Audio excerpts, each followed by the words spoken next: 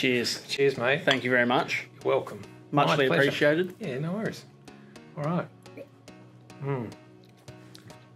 That is a hazy IPA that is 6.7%. Oof. Limestone Coast Brewing around the corner in Malaga. Fantastic. Yeah. I can't mention. And end of interview. All right. Yeah. All right. So I wanted to ask a couple of questions. You first contacted me when we were down. I was in Malaga. I was at Malaga Suspensions, and you heard me talking about audio, and then you contacted me. So tell me about this EL Falcon and what prompted you to talk to me about audio. So obviously it's been a hell of a build so far. Still in the build. Yeah, pretty much.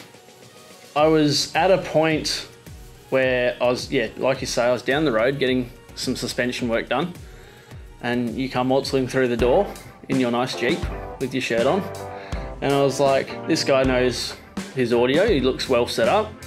So I remember sending you a message and saying, hey, look, this is my build. You reckon we can do something in the future? Because it was still, I think that was before it was even engineered and on the road. Yep. And yeah, you were very kind enough to say, look, shoot down the workshop, we'll have a chat, which got dragged out for a very long time because many issues happened with that car. But we finally got together, and I came down to see you. I think I even saw you at Custom Cars and Coffee before then.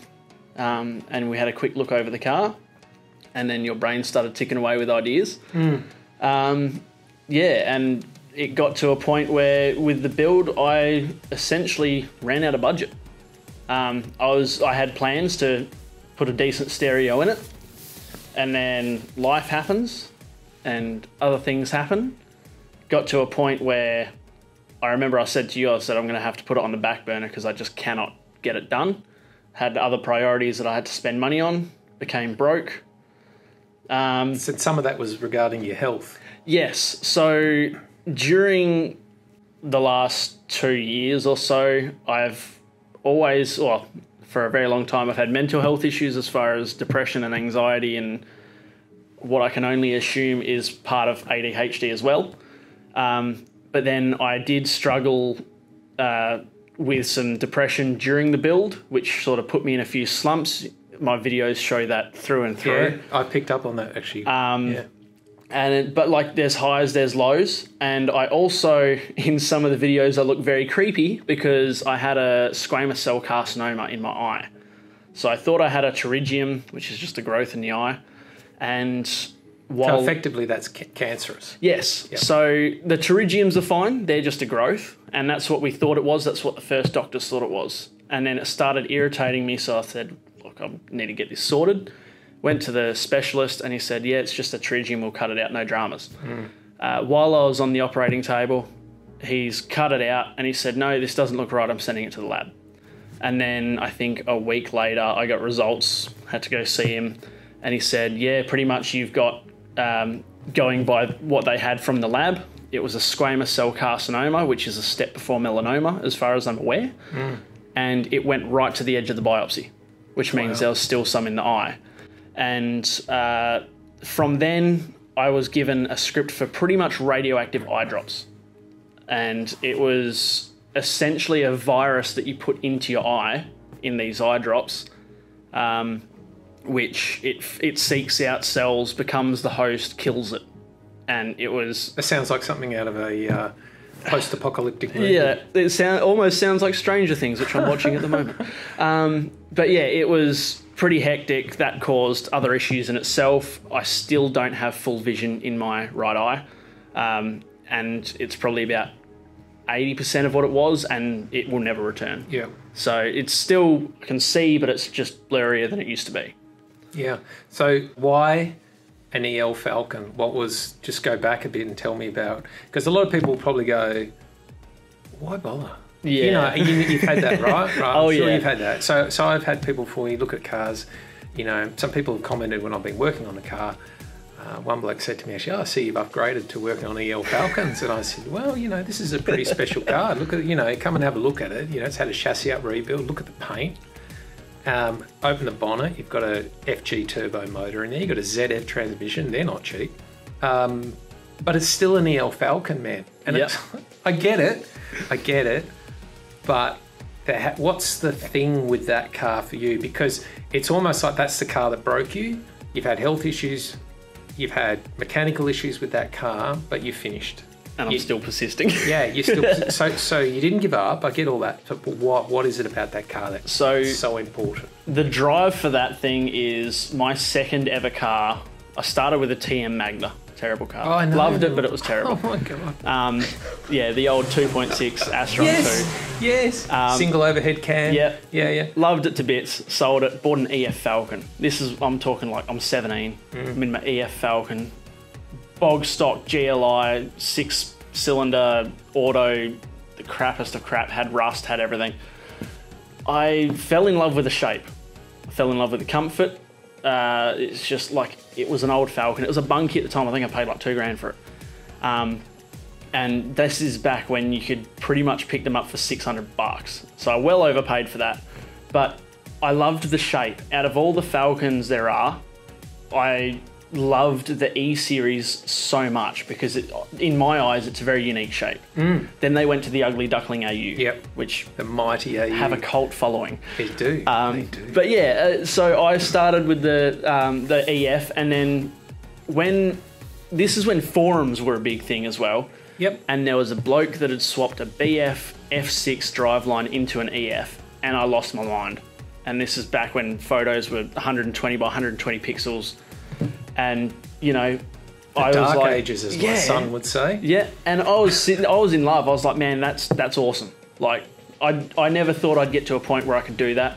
And I thought, that's awesome. I remember messaging people on the forums trying to get my EF at the time painted because I was trying to find a budget paint job. I didn't even know what candy was at the time. And I said, hey, I want a candy green paint job. And everybody's going, yeah, $12,000. I'm going, well, that's a bit expensive. I just want basic green. I meant pastel green. Yeah, anyways, so since then, I've loved that shape. I've loved the EF EL shape. It's just, it reminds me of like a stock or a saloon car. And from there, I just sort of fell in love. And then now I'm almost 30, or I was almost 30 when I purchased it, 30 now. Yeah, it's one popped up. It was the right price. Probably paid too much for it for the condition it was in, as most things I do. And the build started. I bought a FG XR6 Turbo off Dad's friend, paid $5,000 for it, which is essentially scrap value. And now, just before we get into the cost, are we applying the partner cost filter equation in this interview, or are we? No, if my other half ever asks, it was half what I paid for it. That's right. So, I was going to say there's an equation I use. Yeah. Yeah. Right. So $5,000 for the turbo. So while we're on that, run me through the cost, because let's just talk about the cost of this car. Because again, it's an EL Falcon. People go, you spend all this money. Yeah. I can't comment on paint. I've been told specifically to never reveal that number. Of course. Yeah. Some people don't want you to, don't want to reveal the. Yeah. But base figure, I think it owes me between 20 and 25 grand. Okay.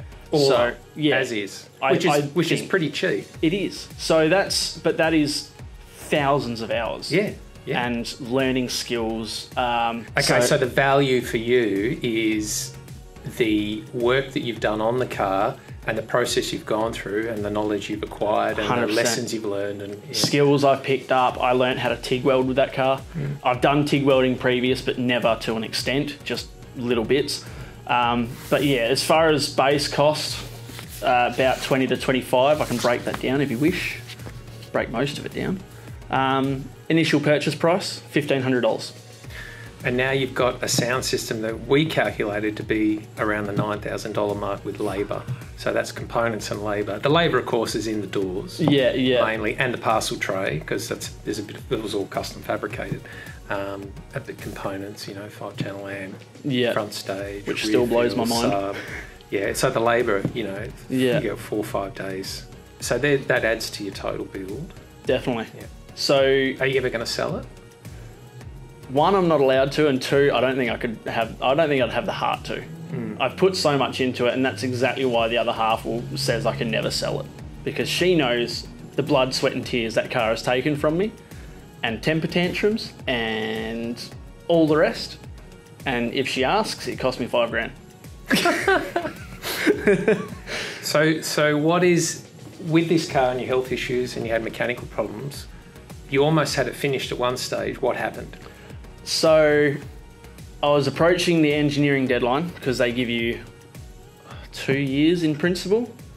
And I'm going to have a drink for this one. Yeah. Lubricate the throat if it's all, you can tell the bad news is coming. Yep. And it's a lubrication issue for sure. I had some sponsored products through the build of that engine. I tore the engine down. 3 days after I bought the FG, my brother-in-law, I suppose you would say, took it for a drive, came back. I still don't blame him, just shit luck. Me and the other half jumped in the car to go home, and it shat the timing chain. And it jumped a tooth on the crank. Every single valve hit every single piston. So that brought on a rebuild. I tore it apart, cleaned everything up, got the head rebuilt, put new bearings through it, put new rings through it, put like just full overhaul, new cams because the FG cams are renowned for pitting out. I got sponsored a backing plate, oil pump gear set, and some other bits. Put all that in. Coming up to engineering deadline, I would start the car, but I would never run it for long because I needed to bed the rings in. And to bed the rings in, you need a lot of load. You need a dyno. You need a trailer full of crap to tow up a hill, like all this sort of things. And it wasn't registered. So it's not like I could just drive up Greenmount Hill 4 times. So I drove it once to go get a wheel alignment. And I noticed that once it warmed up, it would stall. And it had this weird issue. It would stall out. And I couldn't figure it out for love nor money. I eventually realised the needle on the dash for the oil pressure was at virtually 0.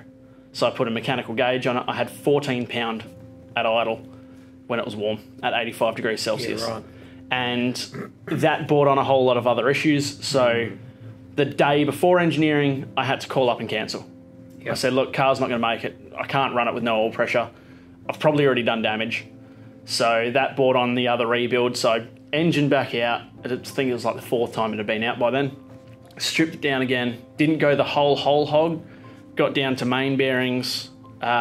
New oil pump, $1,600 oil pump alone, which is like almost more than what I paid for the car. And that was just to ensure I had the oil pressure gauge. Just says yes. You might have seen that. Yes. It just says yes. And now I haven't had oil pressure issues, which is great. Yeah. But that being said, that also cost me brand new head because my essentially brand new head was totaled. The brand new cams that I put in, they don't run bearings. So the brand new cams ate into the brand new head and destroyed each other. And yeah, it ended up as pretty much another long block.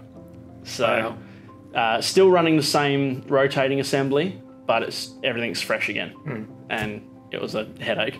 No, it would be. So you're too far down the rabbit hole to stop. You were kind of driven at that point to get it. You had to finish it. Yeah.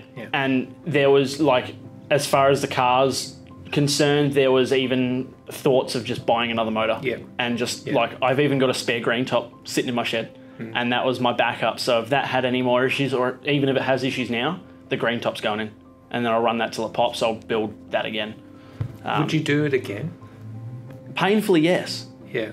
Okay. So the reward, like everybody says, it's all worth it in the end. I've put blood, sweat, tears, thousands of hours into that thing, and the first drive wasn't as exciting as I thought it was going to be, but the overwhelming feeling of success. Just want to jump in there. So is it the achievement? It's the fact that you've done it.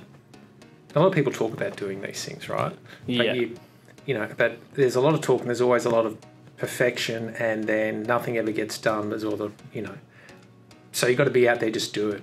Get it on the road, do it. And you're driving it and you're enjoying it. So is it the sense of achievement that you've done it? Or is there something else about that car other than the shape, the model, that when you're in it, there's some feeling you get? You definitely grow an emotional attachment to it. It becomes almost a child. It is very much an achievement. Like, that is a majority of it. But there is more to it as well. I wasn't super thrilled, even not past engineering. I wasn't super thrilled with it. And then there was a moment where it just clicked. And I remember driving down the freeway. My missus told me 100 times, you've done bloody amazing. You've made it work. It's licensed, it's registered, it's engineered. And then I was driving home from, I think it was Custom Cars and Coffee one day, and it just sort of clicked and I went, shit, I've just built this car from the ground up. And it's passed engineering first, so it passed the pits first go. And out of all of those hurdles and issues that I had, I managed to prove to myself that I could persist through it. And that I fought that thing. That thing's fought me back. But I have proved that to myself, and that's the most important thing. Like, I could prove it to anybody and they don't give a shit. But proving to myself was one of the biggest things, especially with, like, as somebody who has had self-esteem issues and all that sort of stuff. Yep. That was a big pat on the back to myself. So this internal battle. Exactly. And you've now overcome. So that is a great reference when you're now tackling the bug. Yep. The gift that keeps on giving. So you can always look back and go, well, I've done it once. How hard can it be? It's only just another piece of equipment. Yeah. Yeah. And I've, like, recently, as you know, I've been talking to you about it. The gift that keeps on giving. They're the best. Yeah. I find a problem and I sit there and I start dwelling and I go, oh crap, this is going to be bad. And then I think back to that, all the issues I had with that. I still got there in the end. In the words of Guido Hatzis back in the late 90s, there's nothing that duct tape can't fix, mate. Duct tape and WD-40. So you talked about your shed where you film The Average Garage, which is your YouTube channel. Yes. And you got these projects going on. You've got this space. It's not perfect, I know. But what is your favourite piece of equipment in your space? What's something that when you go into your space, like I've got my space here, and there are things that your touch is everywhere and it makes you happy. You've got sentimental things, you've got nostalgic, you've got that thing that adds the most value because you use it every day, whether it, be a piece of equipment. What is it for you about your garage? You call it the average garage. Yeah, and there's a good reason for that. Yeah, well, explain that and talk about what's that piece of equipment when you walk in the garage, you go, you know what, that there is why. Yeah, there's really two things, but the main thing is I'm very privileged to have a hoist. I worked damn hard to get that hoist. Yep. But yeah, I actually built the shed around the hoist because I knew I was going to have a hoist. I actually already had it before I bought my house because I started in the auto industry. The second thing is I've still got my original toolbox. That's come with me through several jobs, several homes, all sorts. But the hoist is definitely the most valuable to me. Like, it'll just allows you to do so much more with ease. Another thing for ailing health issues is I have a crook back. Had an accident a few years ago. The hoist makes everything 10 times easier. I can get under a car and I can still walk out. I don't have to crawl around under the car and then I can't walk for a day because I've tweaked my back. So that is the most invaluable tool that I have. As far as sentimental and that though, but that's original toolbox. Yeah. And the average part of the average garage? The averageness is because it's... The averageness. Yeah, that's exactly it. Like, and I've had people comment, oh, that's pretty average. And I go, yeah, it's the average garage. It's how you roll. Exactly. Yep. It's even on the Falcon, you can look as hard as you want. Nothing's exactly perfect except the stereo system. Well, I don't know about that, but yeah. But it's character. Like, there's things on the car that I'm not happy with. There's things which I won't change because it's character. There's always something that could have been done better. And I think if you keep striving for perfection, you will get there in the end, but you can also drive yourself mad.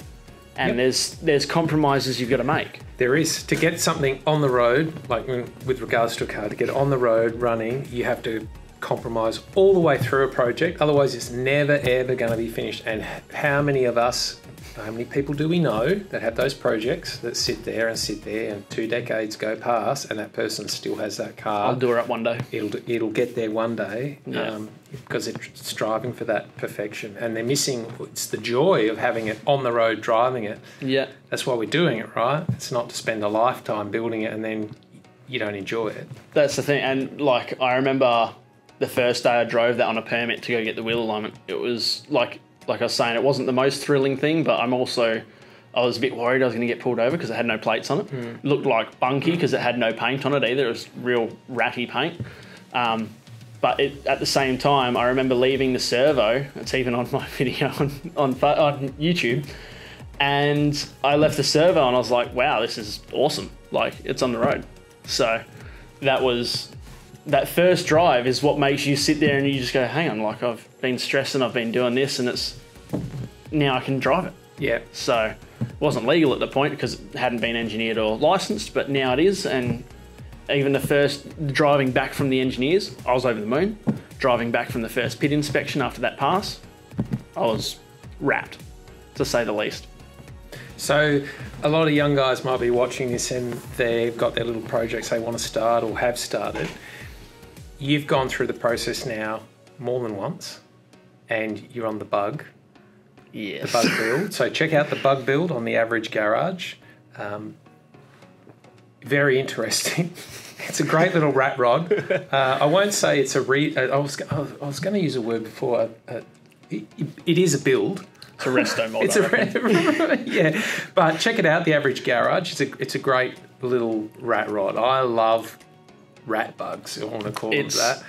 It's a work for sure. It definitely is. So you got guys out there who are doing things like that in their sheds, young guys. So here's some advice from a young guy, right? I'm too old to give advice, apparently. No one listens because they just write you off as an old man. Yeah. So what do you do? What's your advice to someone who's I'm going to do this, I'm going to build this car? What's your advice? The biggest piece of advice, and I think I wrote something down differently, but don't be afraid to ask for help. Ask for help from those around you. You'll be surprised how many people are willing to help. Yes, some might charge for it. Like, you'll have some people in the specialist fields that you might need their help, but don't be afraid to ask friends, for family. Like, my old man helps a lot with that bug build. He used to have a Taipan back in the day. Awesome car. But don't be afraid to ask for help. Don't be discouraged by failure. That is the biggest piece. Like, if I got discouraged and gave up after every hurdle I had with that thing, it would never be done. Like you say, to be sitting in the shed, I go, I'll get to it one day. The biggest thing, it's like when you fall off a push bike. Get back up, get back on the bike. So I had a big motorbike accident. I'd still ride every day. Same sort of thing. You've got to get back up, dust yourself off, lick your wounds, and just keep going. You've got to make sure, obviously, well, you can try and make sure you've got the budget, but budget, double it, triple it, and then you'll be somewhere in the ballpark. Time-wise, double it, triple it. Yep. You'll be in the ballpark. Yep. And everybody goes, oh, I'll build, me with a Beetle, I'll build that for $1,000. Yep. It ain't going to happen. Yep. Yeah, and it's just whatever you think, double it, triple it, and you'll be somewhere close. But don't be discouraged and don't throw it all away over something you might have to save for. So if I had to buy a new turbo and had to save up for it, like, it's not worth throwing the rest of the project away because I can't afford a turbo. If I had to, I could find a second-hand one, or you just save up a bit. You might sit in the shed for a bit, but save up, do it right, and do what you can do within your means. Listening to you now, there's a great quote by Teddy Roosevelt called The Man in the Arena. I don't know if you've ever read it, but highly recommend you read it. And it talks about the man in the arena is the one that fails and fails again, and every time he fails, he gets up and he has another go and he tries and tries. And it's a great little piece of literature. It's a paragraph. It's fantastic. But it reminds me, just talking about that, that's the first thing that came to my mind was a quote by Teddy Roosevelt. It's very inspiring. I had it on my work computer actually for a long time. Well, mate, it's been great talking to you. It's been a pleasure. Yeah, really good. It was fun to build the car. I'm happy that it's going. Get out of here. I'm happy that it's going, but it's been good talking to you. So cheers, mate. Thank you very much again. You're welcome. I can't thank you enough. Also, if you need any work done, hit this man up. Bloody legend and a genius, and his skills are awesome. Makes me jealous. Cheers, mate. Awesome. Thanks for watching.